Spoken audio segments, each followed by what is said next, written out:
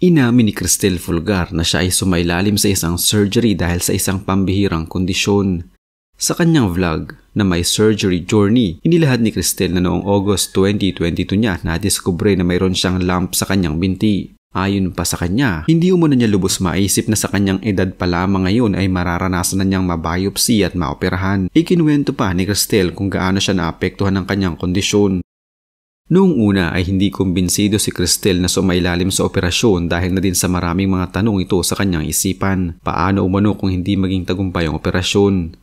Base sa resulta ng kanyang tests, siya ay na-diagnose ng rare disease na tinatawag na schwannoma. Ayon sa www.cancer.gov, schwannoma is a rare type of tumor that forms in the nervous system. Schwannoma is not common. It is a rare disease, which means it affects fewer than 200,000 people. Schwannoma is the most common type of peripheral nerve tumors in adults. Schwannoma can occur in people of all ages. Ipinalawanag ni Cristel kung bakit niya piniling sa South Korea gawin ang surgery.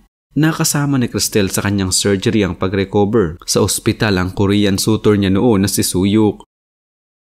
Na-confine ang aktres na si Ina Asistio noong November 18, 2019 matapos makaramdam ng matinding pananakit ng tiyan. Ayon sa reports, na-diagnose si Ina ng volvulus, isang rare medical condition na may abnormal twisting ng kanyang small o large intestine. Sinabi ni Kris Aquino sa kanyang Instagram post noon na na-diagnose siya with chronic spontaneous urticaria, isang autoimmune disease. Aniya, to be specific, I now know I have chronic spontaneous urticaria. And yes, mine is an autoimmune disease. I am now and for the rest of my existence will be on high dosage antihistamines and having the EpiPen will always be crucial. Severe allergies are life-threatening because of anaphylactic shock. Dagdag pa niya, I disclosed that I started maintenance medication to control my hypertension in 2015. I also have ongoing treatment for severe migraines. You know my life's journey. Thank you for being with me through the tears and victories. I am proof love makes us strong because we know why we are fighting. Ang child actress na si Red Bustamante ay na-diagnose na may incontinentia pigmenti. Isa itong sakit sa balat na bagamat pwedeng gumaling, di umano'y nakamamatay daw ito kung hindi maipagamot. Noong 2009 ay isinugod si Alma Moreno dahil sa sakit niyang multiple sclerosis. Around 2001 na na-diagnose si Alma sa sakit na ito. Ang sakit na ito ay dinidescribe bilang pagkakaroon ng patches of hardened tissue in the brain or the spinal cord because of loss of myelin na pwedeng magdulot ng partial o complete paralysis. Taong 2013 nang mapabalitang nagre-recover na si Kim Atienza sa sakit niyang Guillain-Barré syndrome. That same year ay muntik na rin bawian ng buhay si Kim Atienza dahil sa stroke. Ang Guillain-Barré syndrome ay isang karamdaman kung saan ang immune system ay inaatake ang healthy nerve cells sa peripheral nervous system ng isang tao na pwedeng mag-cause ng heart and blood pressure problems and paralysis. Noong 2017, inamin ni Paolo Bidiones na meron siyang skin condition na psoriasis. Inilarawan niya ito bilang raised red scaly patches that appear on the skin. It typically affects the outside of the elbows, knees or scalp, though it can appear on any location. Ngayong taon ay inamin ni Ai de las Alas na 15 years na siyang nakikipaglaban sa sakit niyang psoriasis. Ibinahagi ni Abby Asistio ang journey ng kanyang recovery mula sa sakit na alopecia. Ito ay isang autoimmune condition characterized by the loss of hair due to damaged hair follicles. Bell's palsy, isang kondisyon kung saan na-paralyze ang isang bahagi ng mukha naman ang pinagdadaanan ng aktres na si Angelo De Leon. Sa kanyang post noong 2016, ikinuwento ni Angelo ang kanyang karanasan.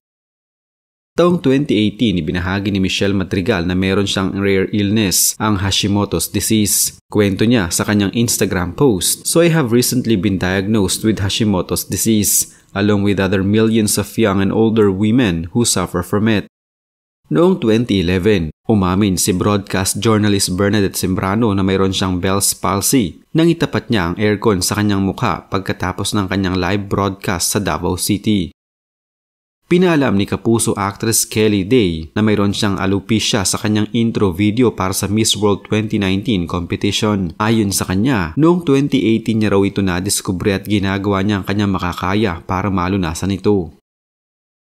Nahirapan ng starstruck alumna na si Nadine Samonte sa pagbubuntis niya sa dalawa niyang anak na sina Heather Sloan at Austin Titus dahil na-diagnose siya na merong antiphospholipid antibody syndrome or APAS. Ayon sa website na mayoclinic.org, APAS occurs when the immune system mistakenly creates antibodies that make the blood much more likely to clot in the veins and arteries. Tinawag ng mister ni Miriam Kiambao na si Ardy Roberto na miracle baby ang anak nila na si Elijah. Sa Instagram post nito noong October 2018, sinabi niya na may pretty preggy lady, the bump is getting bumpier. Still so amazed at how God is working in our lives. Miriam only had 1 to 2% chance of getting pregnant naturally at her age and condition. Difficult ang pregnancy ng former beauty queen dahil na rin sa kanyang obstetric APAS.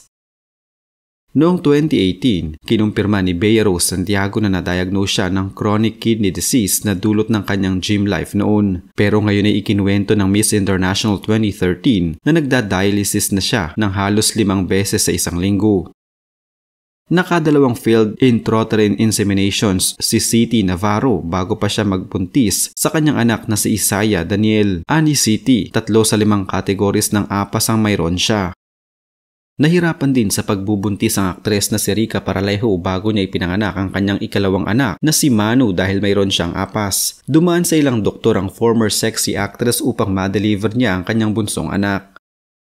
Inilahad naman ng Asia's Nightingale na si Lani Misalucha noon na siya at ang kanyang asawa ay mga survivor ng bacterial meningitis dulot ng Streptococcus suis o S. suis. Ito'y nakukuha mula sa paghawak ng bangkay ng baboy na namatay mula sa S. suis o pagkain ng karne ng baboy na namatay mula sa sakit na ito. Kasalukuyan pa ring bingi ang kanang tainga ni Lani at mayroon pa rin silang vestibular dysfunction ng kanyang asawa. Ipinagbigay alam ng aktor na si Alex Medina nito lamang July 15, 2022 sa publiko na nagkaroon ng degenerative disc disease ang kanyang ama at pating aktor na si Pen Medina na kinakailangan ng isang surgery sa spine. Nanawagan noon si Alex sa mga nais magpaabot ng tulong para sa kanyang ama. Hindi makapaniwala ang actress-vlogger na si Angelica Panganiban nang malaman niya na may sakit siyang avascular necrosis. Ayon sa hopkinsmedicine.org, ang avascular necrosis is a disease that results from the temporary or permanent loss of blood supply to the bone. Umamin nito na nakakabigla na magkakaroon siya ng ganitong klaseng sakit. Pagkatapos i-reveal ni Ivana Alawi ang tungkol sa matinding sakit na kanyang pinagdaanan at sabi nga niya sa kanyang vlog, I am still recovering, hindi pa 100% okay, ay balik trabaho na siya noong Monday. Sabi ng kanyang handler na si Paolo Luciano, kailangan na raw kasing mag-recording ni Ivana para sa mga partisipasyon nito sa ABS-CBN Studios noontime show. Sa kanyang vlog nga ay sinabi ng aktres, i-share ko lang din sa inyo na mayroon akong problem sa ovaries and that's how it started. And I also have PCOS. Doon siya nagsimula. Siguro kung hindi ako pumunta agad ng hospital, feeling ko wala na talaga ako. Ganung level, nagpapunta na lang ako ng hospital noong hindi ko na kaya.